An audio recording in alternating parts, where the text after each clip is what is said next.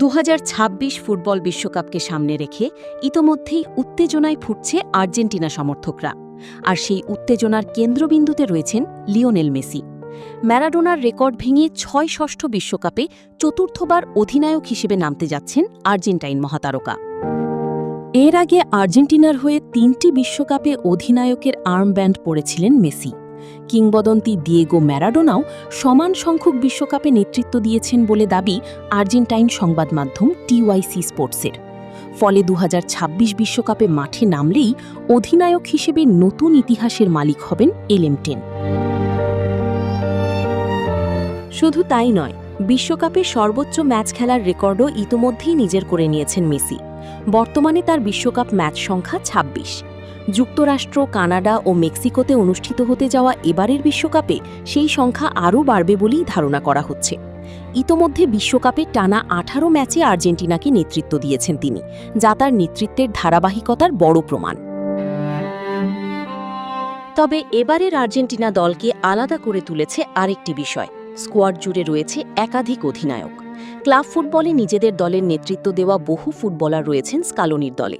ফলে মাঠের নেতৃত্ব, আত্মবিশ্বাস ও অভিজ্ঞতার দিক থেকে এবারের আর্জেন্টিনা দলকে অনেক বেশি পরিণত মনে করছেন বিশ্লেষকরা। যদিও মেসির নেতৃত্বের গল্পটা শুরু থেকেই এতটা শক্তিশালী ছিল না। সাবেক বিশ্বকাপ জয়ী সার্জিও বাতিস্তা, যিনি যুব দলে মেসির কোচ ছিলেন, জানিয়েছেন মেসি সবসময় নিজের সময়ের অপেক্ষায় ছিলেন। তিনি কখনো জোর করেই নেতা হওয়ার চেষ্টা করেননি, বরং সময় ও অভিজ্ঞতার সঙ্গে নিজেকে ধীরে ধীরে গড়ে তুলেছেন। যখন বুঝেছেন দলকে সামনে থেকে নেতৃত্ব দেওয়ার সময় এসেছে, তখনই দায়িত্ব নিজের কাঁধে তুলে নিয়েছেন। ২০১১ সালে হাভিয়ের মাসচেরানোর কাছ থেকে আনুষ্ঠানিকভাবে আর্জেন্টিনার অধিনায়কত্ব পান মেসি। এরপর ধীরে ধীরে বদলে যায় পুরো দলের মানসিকতা। কোচ ও সতীর্থদের মতে মেসির নেতৃত্বের সবচেয়ে বড় বৈশিষ্ট্য হল তার ভারসাম্যপূর্ণ আচরণ। তিনি খুব বেশি কথা বলেন না, কিন্তু মাঠে তার উপস্থিতি দলের জন্য সবচেয়ে বড় অনুপ্রেরণা হয়ে দাঁড়ায়।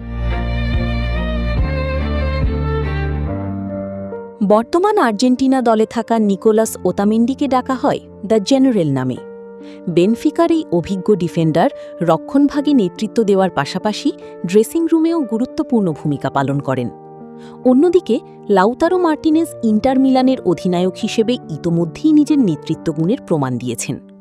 Cristian Romero, Leandro Paredes, Gonzalo Montiel, Enzo Fernandez কিংবা এমিলিয়ানো মার্টিনেজ প্রত্যেকেই নিজ নিজ ক্লাবে নেতৃত্বের অভিজ্ঞতা অর্জন করেছেন। বিশেষ করে গোলরক্ষক এমিলিয়ানো মার্টিনেজ এখন অ্যাস্টন ভিলার অন্যতম প্রভাবশালী নেতা। অন্যদিকে ইনজুরিতে থাকলেও লিসান্দ্রো মার্টিনেজ ম্যানচেস্টার ইউনাইটেডের ড্রেসিং রুমে নেতৃত্বের অন্যতম মুখ হিসেবে বিবেচিত হন।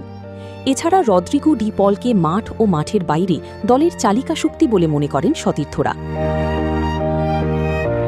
ফলে এবারের আর্জেন্টিনা দলকে শুধু প্রতিভাবান খেলোয়াড়দের সমন্বয় বললে ভুল হবে। এটি এমন একটি দল যেখানে নেতৃত্বের অভাব নেই।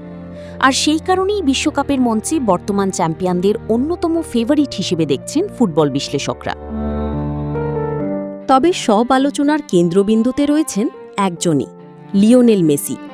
ম্যারাডোনার উত্তরসূরি হিসেবে শুরু হওয়া যাত্রায় তিনি এখন নিজেই ইতিহাসের অংশ। আর ২০২৬ বিশ্বকাপ হতে পারে সেই ইতিহাসকে আরও উজ্জ্বল করে তোলার সবচেয়ে বড় মঞ্চ।